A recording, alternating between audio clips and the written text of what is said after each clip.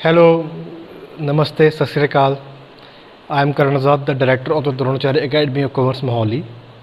और आज का टॉपिक हमारा कंटिन्यूशन ही है, consumers equilibrium by the way of utility analysis. आज का जो टॉपिक हम पढ़ने जा रहे हैं वो है law of diminishing marginal utility. अगर आपको इस कॉन्सेप्ट की समझ लगी तो आपका माइक्रो इकोनॉमिक्स का स्कोप बहुत ज़्यादा खुल जाएगा।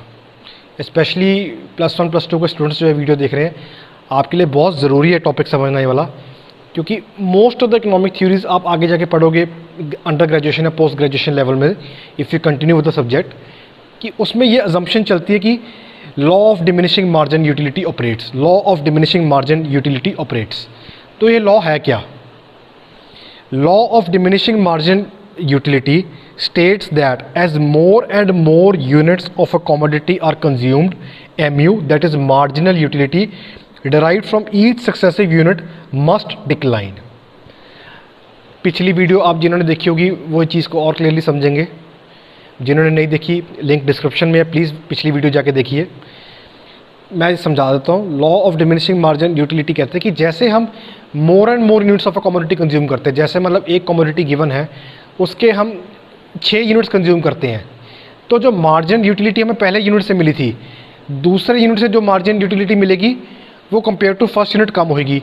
तीसरे यूनिट से जो मार्जिन यूटिलिटी मिलेगी दूसरे से कम होगी।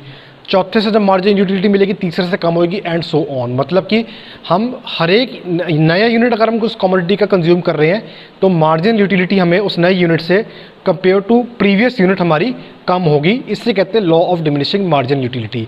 ये ह्यूमन नेचर का पार्ट है।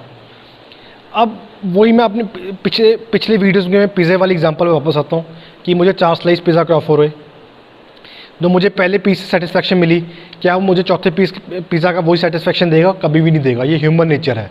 मतलब जो यूटिलिटी मुझे पहले पिज़्ज़े से मिली, चौथे पिज़्ज़े से मेरी यूटिलिटी कम होएगी। मतलब चौथे पीस की जो यूटिलिटी है compare to my first piece वो कम होएगी।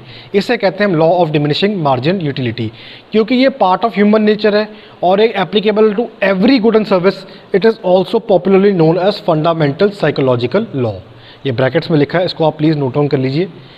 पर इसको अगर law of diminishing margin utility operate करना है तो इसकी 2 अजम्पशंस है basic. Only standard unit of the commodity are consumed, मतलब एक प्रॉपर यूनिट होनी चाहिए कमोडिटी की जिसको हम कंज्यूम करें। अगर चाय की बात करें, मैं बोलूँ मैंने 1 कप चाय पिया, दैट इज़ 1 यूनिट। अगर मैं बोलूँ मैंने 1 स्पून चाय पी ली, that is not 1 unit of commodity, standard unit. Likewise अगर मैं बात कर रहा हूँ बिस्किट की, तो मैं पूरे पैकेट बिस्किट की बात कर रहा हूँ, ना कि मैं 1 पीस बिस्किट की बात कर रहा हूँ। तो एक स्टैंडर्ड यूनिट होना चाहिए कमोडिटी का। Second unit consumption is continuous. इसका मतलब ये है कि जो कंजम्पशन है आपकी कमोडिटी की वो लगातार होनी चाहिए। जैसा आपने पहला यूनिट कंज्यूम किया कमोडिटी का, मान लो जैसे आपने पहला कप चाय का पिया तो दूसरा कप भी आप साथ साथ ही पी रहे हो। ये नहीं कि पहला कप आपने संडे को पिया और दूसरा कप आपने मंडे को पिया और आप फिर आके कहते हो कि ये लॉ ऑपरेट नहीं हो रहा, कि आपने बोला कि संडे को मैंने चाय पी तो मुझे 12 यूटिल्स मिली यूटिलिटी की, मंडे को आपने चाय पी तो आपने फिर बोला मुझे 12 यूटिल्स मिली, नहीं। और आप कहो मुझे आके कि सर ये लॉ तो फेल हो गया, नहीं, तो ये लॉ फेल नहीं हुआ, आपकी लॉ की एप्लीकेशन गलत थी क्योंकि आपने लॉ के असम्पशंस को नहीं माना। अगर आप संडे के संडे दोनों कप चाय की पियोगे, तीनों कप चाय के साथ साथ ही पियोगे उसी टाइम, पहला कप आपने पिया 4 बजे, दूसरा कप आपने पिया 4:15, तीसरा 4:30, तब मैं और फिर आप कहो कि फिर पॉसिबल ही नहीं कि जो आपको यूटिलिटी पहले कप चाय से मिली वो दूसरे कप से मिलेगी, और जो दूसरे कप की चाय से यूटिलिटी मिली आपको तीसरे कप से मिलेगी। और law of diminishing margin utility हमारा ऑपरेट होगा provided these 2 assumptions are fulfilled.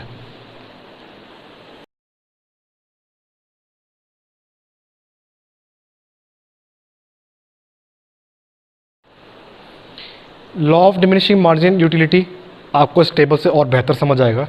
ये वही टेबल है जो हमने पिछली वीडियो में डिस्कस किया था। जिन्होंने पिछली वीडियो नहीं देखी प्लीज़ देखिए जाके, लिंक डिस्क्रिप्शन में है। देखो इस वीडियो में हमें ये बताया गया कि क्वांटिटी जैसे हमारी बढ़ रही है 1 2 3 4 5 6, मतलब जैसे जैसे हम एक कमोडिटी के ज़्यादा से ज़्यादा क्वांटिटीज़ कंज्यूम कर रहे हैं कॉन्टीन्यूसली, सेकेंड असम्पशन कॉन्टीन्यूसली, हमारा मार्जिन यूटिलिटी डिक्लाइन होता जा रहा है। देखो पहले हमने यूनिट कंज्यूम किया कमोडिटी का, हमारी मार्जिन यूटिलिटी थी 10, दूसरा यूनिट कंज्यूम किया गिर के हमारी होगी 8, तीसरा यूनिट कंज्यूम किया 7, चौथा 5, पाँचवें हमारी मार्जिन यूटिलिटी मैक्सिमम आ गई। पिछले यूनिट की रिपीट करूँगा fact, when MU is 0 TU is maximum, ठीक है।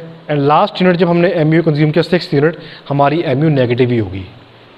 MU मतलब फॉल करती जाएगी as we consume more and more units of the commodity, और MU नेगेटिव हो सकती है। तो आइडियली कोई भी कंज्यूमर नहीं चाहेगा कि MU नेगेटिव हो उसकी कमोडिटी की, वो वहीं तक कमोडिटी कंज्यूम करेगा जहाँ तक उसकी MU ज़ीरो हो, यानी TU मैक्सिमम हो।